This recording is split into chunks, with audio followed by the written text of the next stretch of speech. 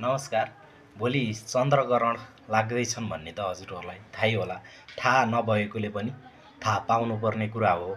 यो थाहा पाइराख्नु र बार्नु पनि एकदम राम्रो हो, बार्नै पर्छ। भोलि खण्डग्रास नामका चन्द्रग्रहण लाग्दैछन्।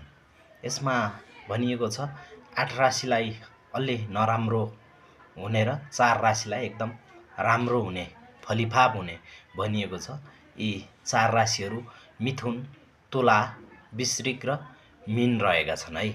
ग्रहण लागेको समयमा सुत्नु पनि भएन, खाना खानु भएन, अब काटमार हत्या हिंसा गर्नु भएन है।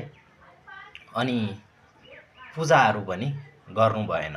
भन्न खोजेको तपाईँले घरमा अब कुनै देवी देवताको पूजा गर्दै हुनुहुन्छ भने नारायण भगवान, रुद्री त्यस्तो पूजाहरू गर्नु भएन भनेको है। आफूले नित्य गर्ने पूजाहरू चाहिँ गर्नुहुन्छ।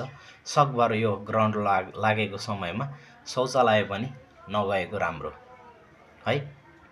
अनि यो ग्रहण लागेको समयमा खाना खानु त, भोजन गर्नु त हुँदै भएन है। यो ग्रहणले छोएको बेला एकदम नराम्रो हुन्छ। तर गर्भधारण भएका स्त्रीहरू, सुत्केरी अनि बिरामी, अशक्तहरूले चाहिँ यो बार्न नपर्ने भनिएको छ। यो ग्रहण लागेको बेलामा गर्भधान पनि गर्नु हुँदैन।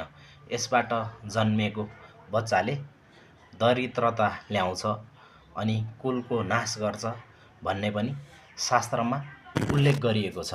तपाईँहरू सबैले थाहा पाउनुपर्ने कुरो हो। यो सुतक समय चाहिँ बिहान 9:03 यसले ग्रहणको सुतकले छुनेछ भने ग्रहण चाहिँ 3:34 रहनेछ है। 3:34 रहनेछन् यसको स्पर्श है। यसले छोएको भने 6:03 ग्रहण देख्न सकिनेछ भने 7:02 ग्रहणले छोड्नेछन्।